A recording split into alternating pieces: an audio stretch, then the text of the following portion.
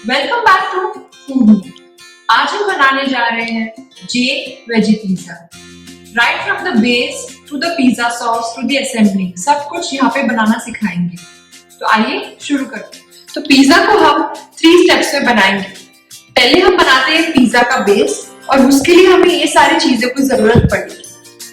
पहले हमने लिया है 1 कप गेहूं का आटा। इस आटे को मैंने मसलिन क्लॉथ से छाना है जिससे हमें इतना बारीक आटा मिला है। फिर मैंने लिया है आधा कप दही, 2 टेबलस्पून ऑलिव ऑयल। इसको हम कोई साधारण तेल भी ले सकते हैं, जैसे कोई भी नॉर्मल कुकिंग ऑयल या तो फिर ऑलिव ऑयल। फिर मैंने 1 टीस्पून चीनी ली है, 1/4 teaspoon baking powder, 1/4 teaspoon baking soda, ½ teaspoon salt, और इन सब से हम पिज्जा डो बनाने जा रहे हैं। तो हम डो बनाने के लिए पहले एक एम्प्टी बाउल में आटा डालेंगे। इसके बीच में हम एक वेल जैसा पोर्शन बनाएंगे, एम्प्टी स्पेस, और फिर उसमें हम डालेंगे बेकिंग पाउडर,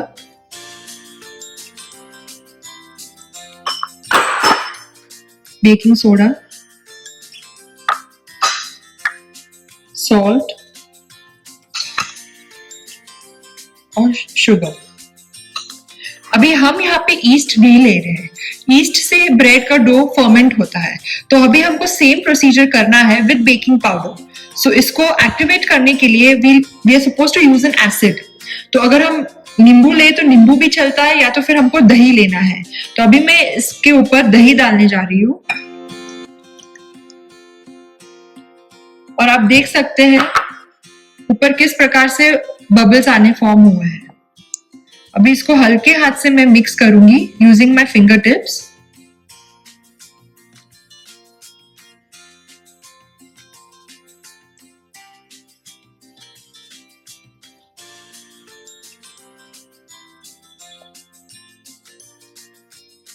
थोड़ा करके हम ऑयल डालेंगे।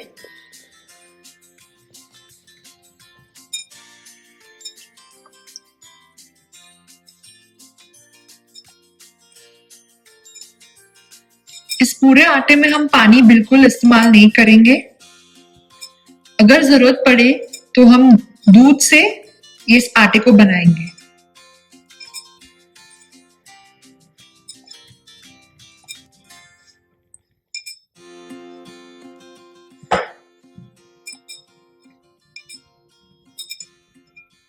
जो बाकी का ऑयल था वो भी डाल देंगे।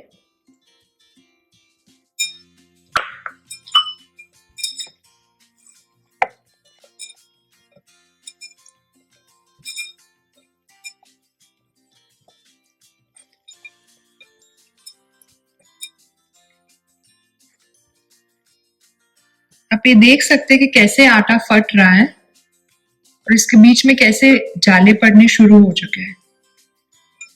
तो ये सिग्निफाई करता है कि हमारा बेकिंग पाउडर और बेकिंग सोडा एक्टिवेट हो चुका है, और बिल्कुल ईस्ट की तरह अब ये ब्रेड फर्मेंट होना शुरू हो जाएगा। हमें बहुत ही सॉफ्ट डो बनाना है।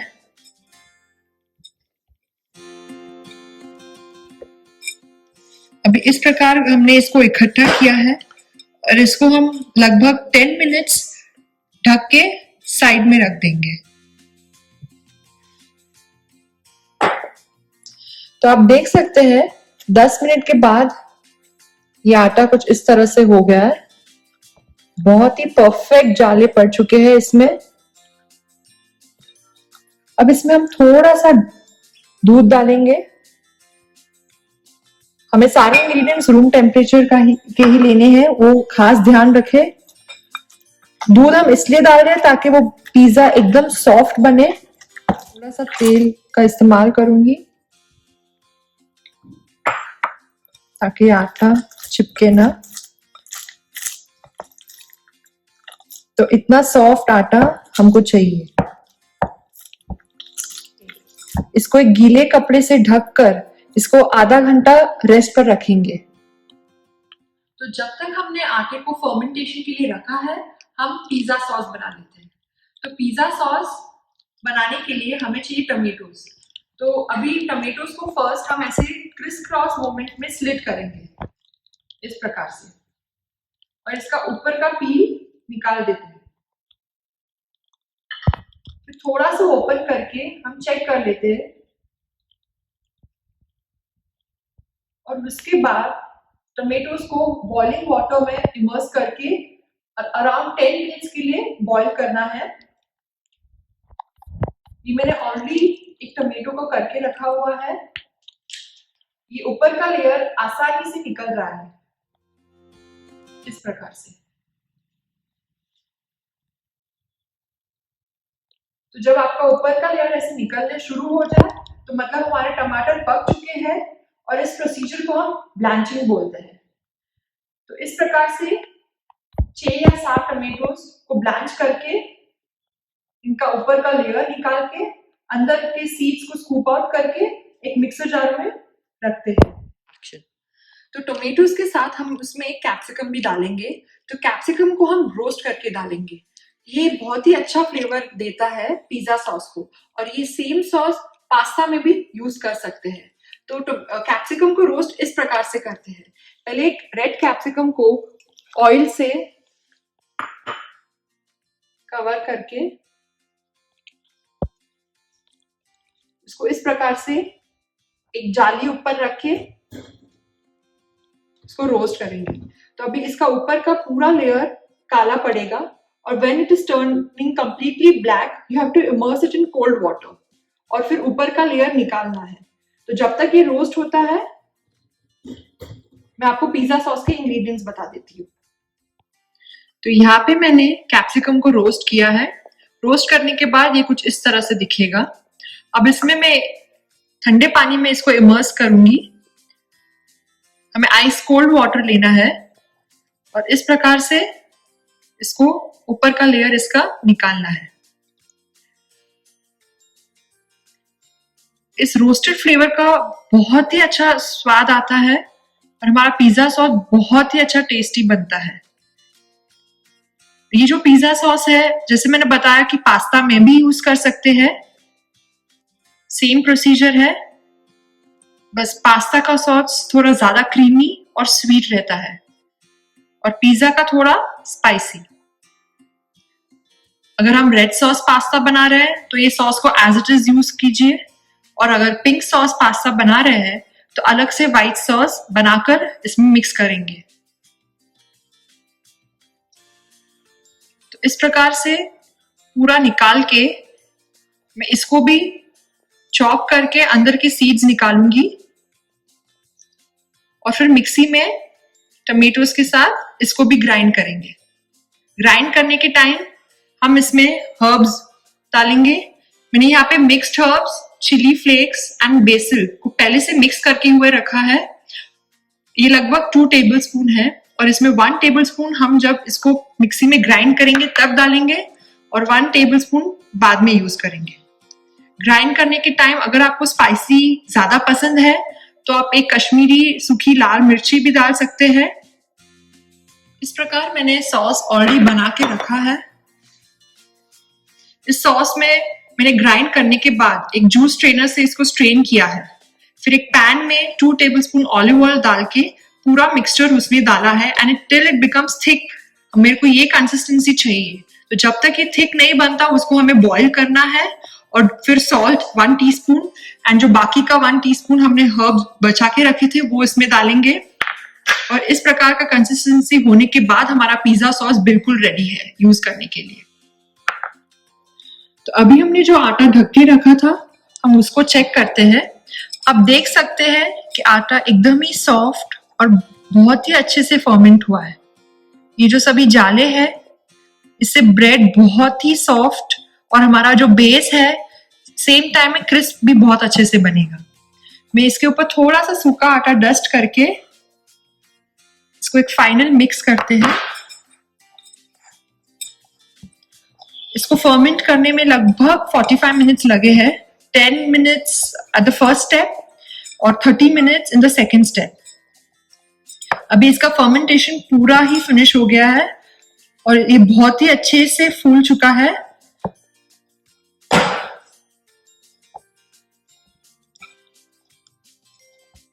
तो हमारा डो रेडी है, हमारा सॉस रेडी है।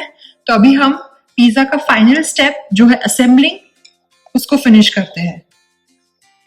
तो अभी हम फाइनल स्टेप शुरू करते हैं। एक कोई भी स्मूथ सरफेस ले सकते हैं। आप अपना जो रोटी बेलते हैं वो पातला भी ले सकते हैं, या अपना जो प्लेटफॉर्म किचन का जो ये टॉप है उसके ऊपर भी उसको भी अच्छी तरह से पोंछ के उसको थोड़े से सूखा आटा डस्ट करके इस प्रकार से हम इसी पर रोल करेंगे।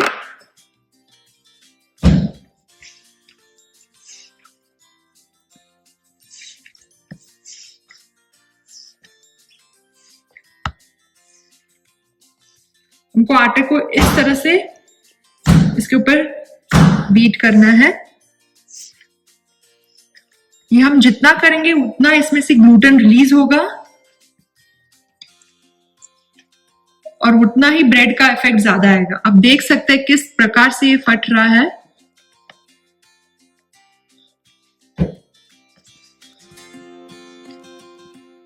अभी वी हैव यूज्ड 1 कप आटा। इससे हम 2 पिज्जा बना सकते हैं। तो we can make 2 pan pizzas. तो अभी पैन पिज्जा अगर बना रहे हैं तो उसका जो क्रस्ट है बहुत ही थिक होना चाहिए। और if you are making thin crust pizza, so that crust has to be very thin. तो अगर आपको पैन साइज पिज्जा बनाना है तो इसको 2 भाग में इनको डिवाइड करना है इस प्रकार।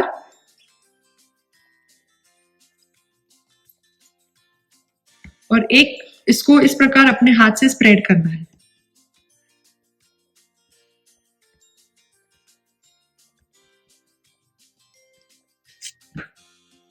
इस प्रकार स्प्रेड करके इसको वापस रोल करना है।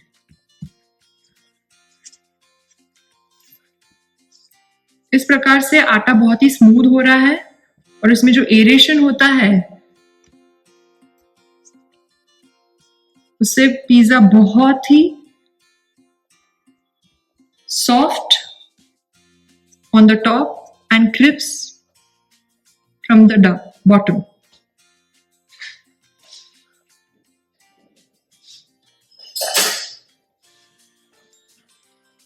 इसको हाथ से फैला के इस प्रकार हम रोल करते हैं।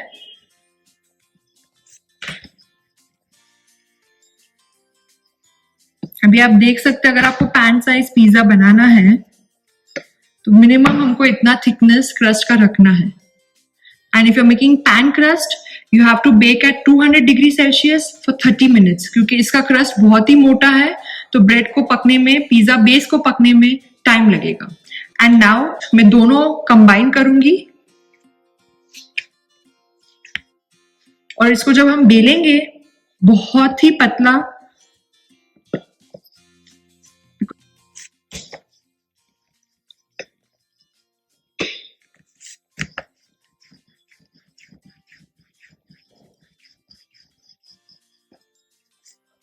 if you're making a pan size pizza which serves 6 to 8, तो इस टिन को मैंने ऑयल से ग्रीस करके सूखे आटे से डस्ट किया है। इसको इतना सा रोल करके you gonna put it in this and just spread it with your hand. इसको पूरा टिन कवर हो तब तक फैलाना है इस प्रकार।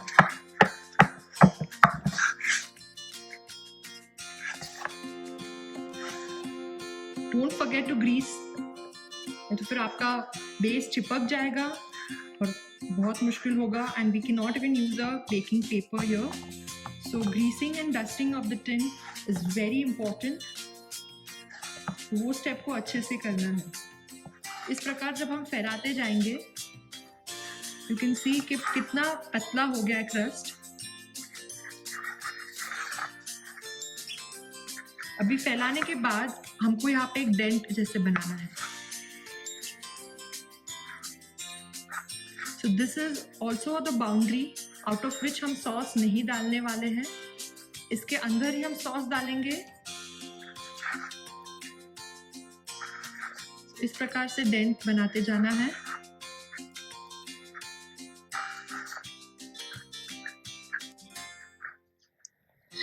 तो इस प्रकार से इसको कंप्लीटली फैला के अभी हम एक फोक के साथ इसको प्रिक करेंगे।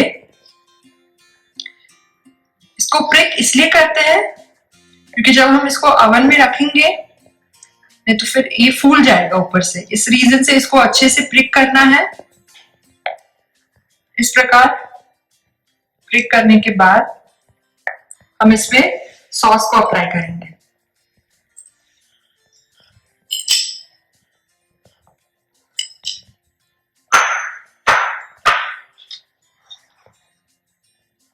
मतलब पिज्जा दो प्रकार से बनाते हैं। एक जब हम रेडी बेस लाके सिर्फ असेंबलिंग करते हैं, तो जब हम सिर्फ असेंबलिंग करते हैं तब हमें सॉस थोड़ा कम यूज करना है। इसमें क्या है, जब हम पिज्जा बेक करने के लिए रखते हैं तो पूरा सॉस ड्राई अप हो जाएगा, वो पूरा बेस में सोक अप हो जाएगा, इसलिए इसमें थोड़ा सॉस ज्यादा डालना पड़ता है। इस प्रकार से कंप्लीटली सॉस को स्प्रेड करके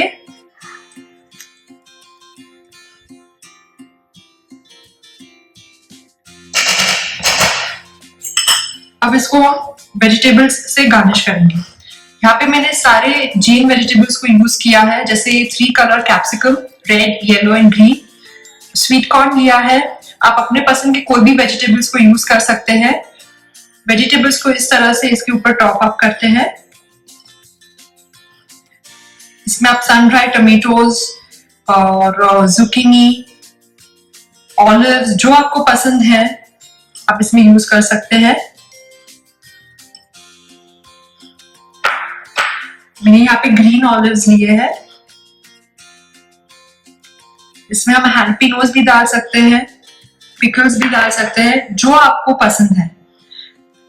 मैंने यहाँ पे पनीर लिया हुआ है। ये पनीर मैंने घर पे बनाया है और फिर इसको हल्के हाथ से प्रेस करेंगे ताकि वेजिटेबल्स जो बेस में है वो स्टिक हो जाए। मैं इसके ऊपर चीज ग्रेट करूंगी, पर बिकॉज ऑफ लॉकडाउन मुझे कोई मोज़रेला चीज मिला नहीं है, इसलिए मैंने यहाँ पे गो कंपनी का चीज लिया है और चीज स्लाइस लिया है और इस प्रकार से मैं इसको डालने वाली हूँ। पिज्जा के लिए हमेशा मोज़रेला चीज का ही इस्तेमाल करना चाहिए, because that is the pizza चीज जो बहुत ही स्टिकी होता है। अगर हम प्रोसेस चीज का इस्तेमाल करेंगे तो ऊपर से बर्न होने लगेगा। और चीज मैंने हमेशा गो कंपनी का ही यूज किया हुआ है, बिकॉज वो एक माइक्रोबायल एंजाइम से बनता है। It doesn't have any rennet in it, so preferably you can use cheese of any choice but use this. फिर ऊपर से जो सीजनिंग था जो मैंने प्रिपेयर किया था सॉस के लिए, इस प्रकार से इसको स्प्रिंकल करते हैं। इसमें मैंने चाट मसाला भी मिक्स किया है because it gives a very nice flavour to the pizza.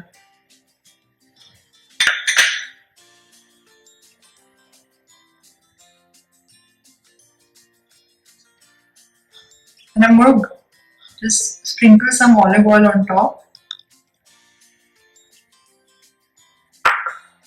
तो आप देख सकते हैं पिज्जा रेडी है। अभी हम इसको ओवन में डालेंगे। इसको एक प्री हीटेड ओवन में 200 डिग्री सेल्सियस पर 25 मिनट्स के लिए हम बेक करेंगे। This is the time for thin crust pizza. But if you're using pan crust, the temperature remains the same, but the timings will differ.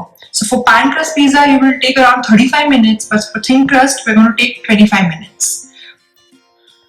अगर आपके पास OTG या oven नहीं है तो आप इसको कुकर में भी बना सकते हैं।